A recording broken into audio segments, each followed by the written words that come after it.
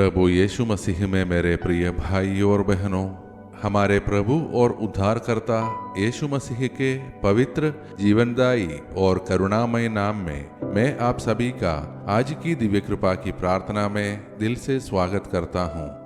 आइए इस नई सुबह में हम कुछ क्षण संसार की भागदौड़ से अलग होकर अपने मन, आत्मा और जीवन को परमेश्वर के सामने शांत करें। हर नई सुबह केवल एक नया दिन नहीं होती, बल्कि परमेश्वर की ओर से मिला हुआ एक नया अवसर होती है। अपने विश्वास को फिर से जीवित करने का, अपने टूटे हुए मन को उसकी शांति से भरने का और अपने जीवन को उसकी इच्छा के अनुसार जीने का। आज शायद किसी के हृदय में चिंता है, किसी की आंखों में आंसू हैं, कोई भविष्य को लेकर असमंजस में है, कोई अपने परिवार के लिए संघर्ष कर रहा है, कोई बीमारी से जूझ रहा है, तो कोई केवल इस आशा में इस प्रार्थना से जुड़ा है कि प्रभु उसकी सुनेंगे। प्रिय भाई और बहनों, याद रखिए, परमेश्वर कभी भी टूटे हुए हृदय को अस्वीकार नहीं करते। जब संसार हमारे आंसुओं को नहीं समझता, तब प्रभु हमारे मौन को भी सुन लेते हैं। इसी विश्वास के साथ आज हम इस दिव्य कृपा की प्रार्थना में अपने परिवार, अपने बच्चों, अपने कार्य, अपने स्वास्थ्य, अपने भविष्य और अपनी हर मनोकामना को प्रभु के चरणों में समर्पित करते हैं। मैं आप सभी भाई बहनों का विशेष धन्यवाद करता हूँ जो प्रतिदिन इस प्रार्थना में जुड़ते हैं और इसे अपने परिवार और मित्रों के साथ साझा करते हैं। आपका एक छोटा सा प्रयास किसी निराश व्यक्ति के जीवन में आशा की नई किरण बन सकता है और प्रभु इसके लिए भरपूर आशीष देंगे। आइए अब हम अपने मन को पूरी तरह शांत करें और प्रभु के उस वचन को सुने जो आज भी हमारे जीवन को बदलने की सामर्थ्य रखता है। आज का हमारा मनन का वचन नबी यिर्मयाह का ग्रंथ अध्याय 14 पद संख्या 17 से 22 से लिया गया है। इस पाठ में नबी यिर्मयाह अपने लोगों के दुख को देखकर रोते हैं। वे परमेश्वर के सामने अपने राष्ट्र के पापों को स्वीकार करते हुए दया और क्षमा की याचना करते हैं।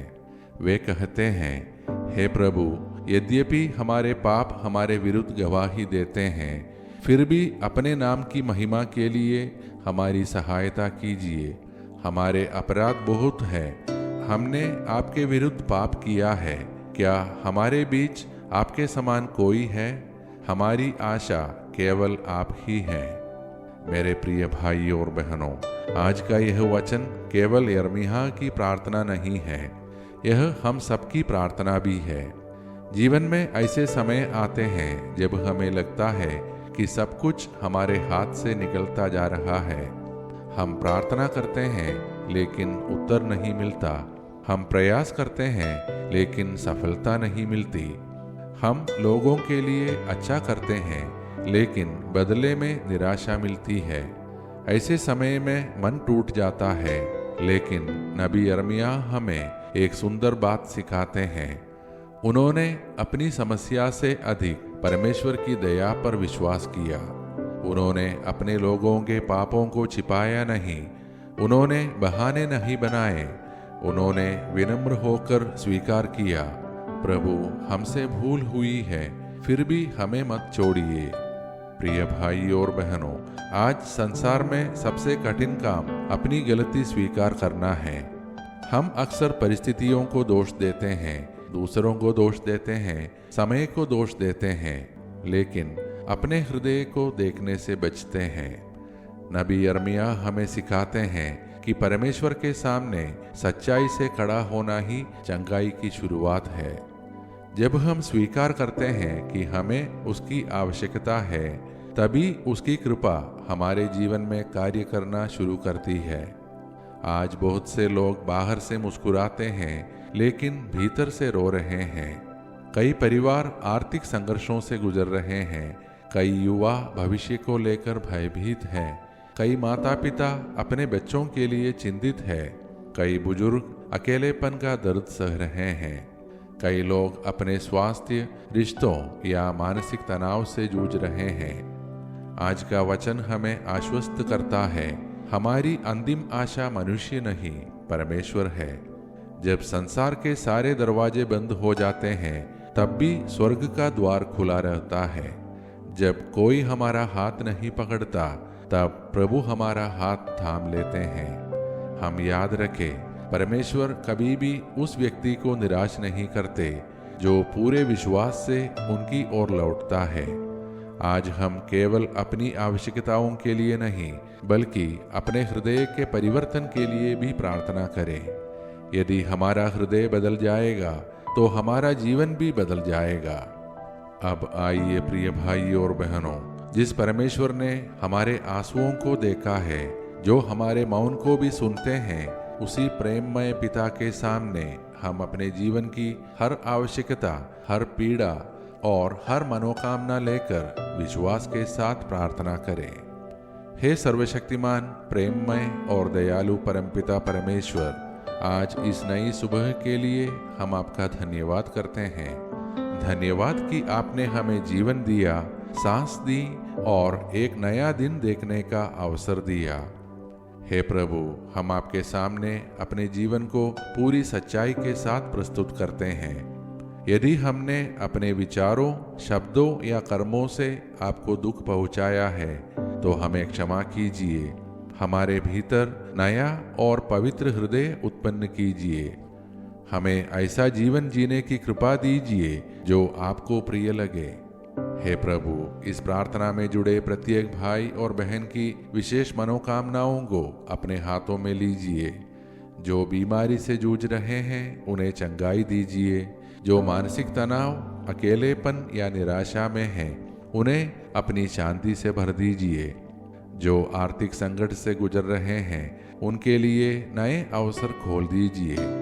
जो नौकरी की तलाश में हैं उन्हें उचित कार्य प्रदान कीजिए।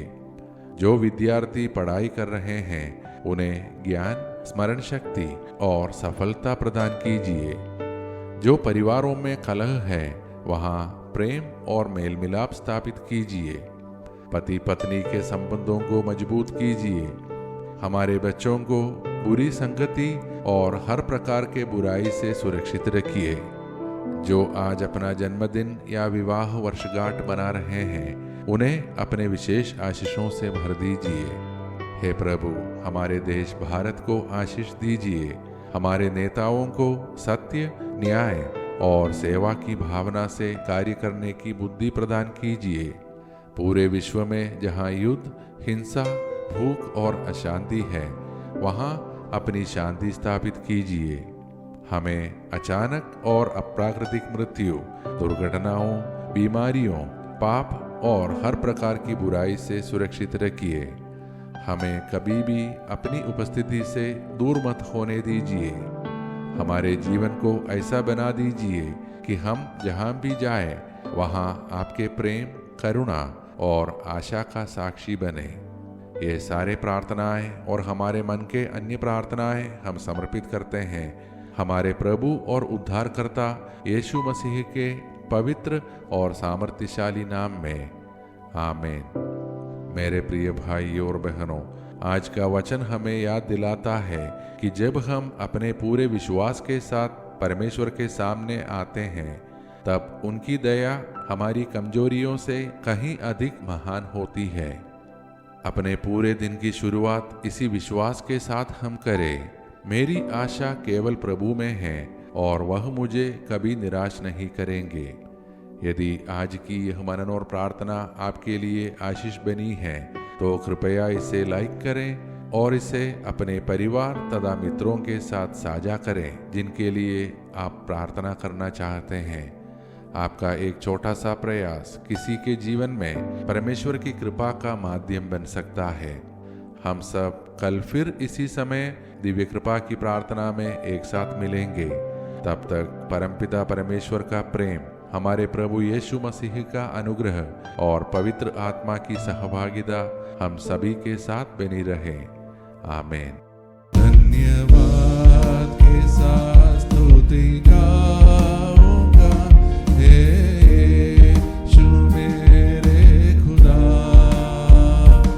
उपकार तेरे